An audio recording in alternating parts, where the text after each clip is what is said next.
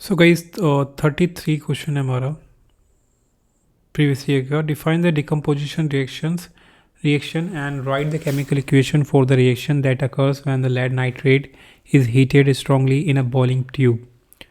तो decomposition reaction को पहले डिफाइन करना है, डेफिनेशन लिखनी है, उसके बाद बताना है कि अगर लेड नाइट्रेट को हम हीट करेंगे तो क्या होगा बॉइलिंग ट्यूब में. ठीक है. सो पहले का आंसर पहले देख लेते हैं. तो पहले का आंसर डिकम्पोजिशन क्या होता है. और decomposition reaction is a chemical reaction in which a single compound break down into two or more simpler substances.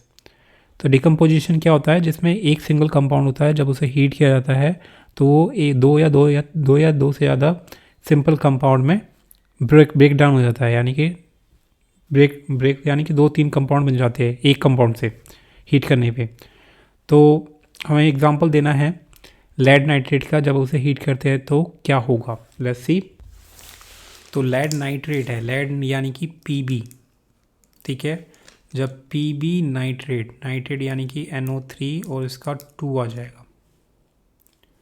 तो अगर इसे हम हीट करते हैं तो क्या बनेगा, हमारा बनेगा lead oxide plus nitride plus oxygen. 3 compound बन रहे हैं इसमें. इसे बैलेंस कर लेते हैं. इसके यहाँ 2 लगा देंगे और यहाँ 2 लग जाएगा. अब बैलेंस है. ठीक है. तो इसका एग्जांपल आप इस तरीके से लिख सकते हैं. ठीक है. जब हम लेड नाइट्रेट को हीट करते हैं तो ये 3 कंपाउंड बन रहे हैं, हमारे सिंपल कंपाउंड बन रहे हैं.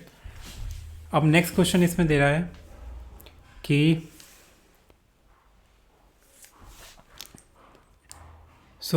अब नेक्स्ट क्वेश्चन इसमें बोल रहा है नेक्स्ट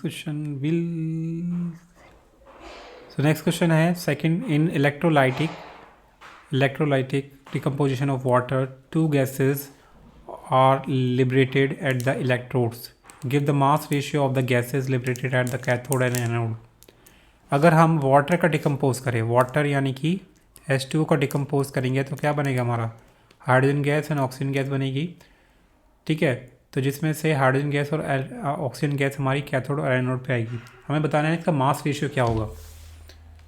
तो इसका आंसर क्या होगा. In the electrolytic decomposition of water hydrogen gas is liberated at cathode. यानी कि हाइड्रोजन जो गैस होगी वो कैथोड पे होगी और ऑक्सीजन गैस होगी हमारी एनोड पे. ठीक है. 2 हमारे होते हैं ना, जिसमें से हाइड्रोजन गैस ये होगी सपोज हमारा एनोड पे होगी हमारी ऑक्सीजन गैस और हाइड्रोजन होगी हमारी कैथोड पे. तो what will be the mass ratio of the hydrogen and oxygen.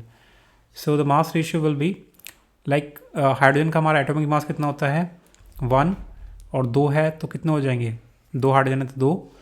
And oxygen का हमारा होता है 16 और 2 हमारे ऑक्सीजन है तो यानी कि कितना हो जाएगा हमारा 32. अगर इसका हम रेशियो निकालेंगे एटॉमिक मास रेशियो निकालना है तो क्या हो जाएगा हमारा 1:16. यानी कि 1:16 रेशियो आएगा इसका आंसर. यानी कि the mass ratio of hydrogen to oxygen is 1:16 ratio. ठीक है. हाइड्रोजन का एटॉमिक मास होता है हमारा 1 और ऑक्सीजन का होता है हमारा 16. तो रेशियो क्या आ जाएगा हमारा 1:16 रेशियो. और रिएक्शन क्या होगी हमारी, रिएक्शन होगी कुछ इस तरीके से. जब वाटर को हम डिकम्पोज करते हैं तो ऑक्सीजन एंड हाइड्रोजन गैस निकलती है, उसको बैलेंस करेंगे इस तरीके से. ठीक है. एंड ये गैसेस है.